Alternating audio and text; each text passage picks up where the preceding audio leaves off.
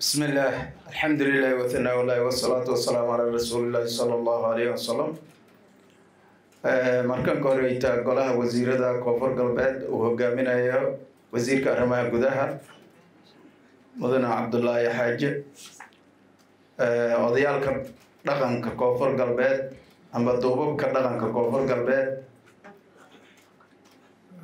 gudoomiyaha gobolka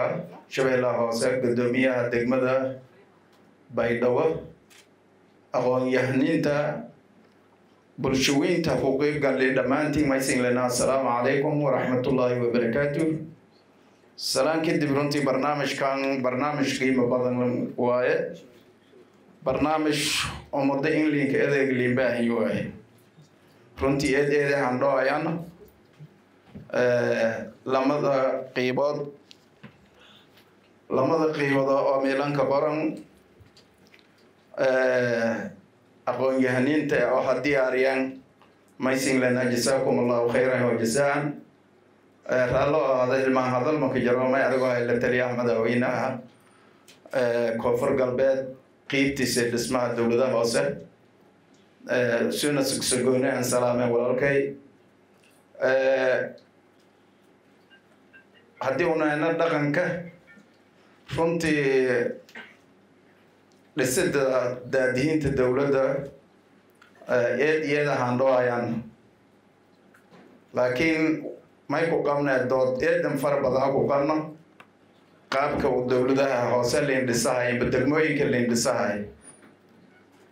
una ujeedkaan eegto dhismo badan oo burburkii inta dhatay oo cartalaha ku bilaawaya ku qeyb galaani dee hadda beryahan qaabka wala leendhisaay maylana eedan sarbugsugno may rooga wasiirkiya rooga gudoomiyaha rooga kaabihii dhismaha dowladaha hoose rooga may islana ini una kabiirino adkaana oo ah dhismaha hadda intii la dhisi may ku batay dhaliil eedan bilaaran oo la ero koro kacdoona ku koy deegaanada degmada markii la dhisaw degmadaas mayba ka koobanta tuulo beel kadib degmo naqdaas walaalahay oo la iska mashquulsanay may soo biyeena oo haddana deegaanadaas oo dhan dagaal ku socday loolan ku socday meel degmada naqati laga markan koreeyay makaadadii saayiti dadkii makaadadii saayiti ya may siyeena saami oo qiibaha kala la degan lamada ama ku badanba arrintaasi ma sheentay dhibaatooyin eedan fara badan iyo dagaalo hadda teegan uuna rekorna arrintaas ah yaa hoosta ku wadad una rekorna haddii unayna dhaqanka marka may ka booriyey wasiirkeena khayr alla sii waa aqoon-yahan waa khabiir dhismaha dowladaha hoose waaye wasiirnimadan ka horna waxa waaye hay-adihiisu ka shaqeeyay jariya markasta noo kaalmay jareen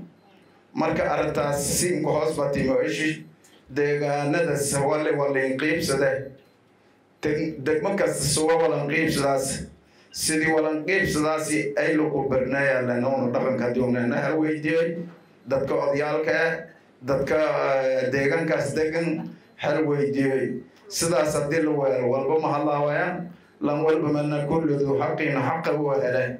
haddii sidaas liin weelne la ero degmadan ay tuuladiisa hayti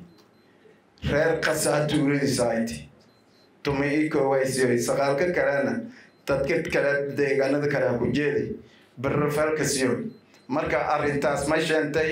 dhibaatooyin fara badan oo saaxiibkay hadday hor fadhiyo anag tusaale ahaan hanqaado qornyoolay wala ku socda loolan siyaasadeed oo ani badan qornyoolay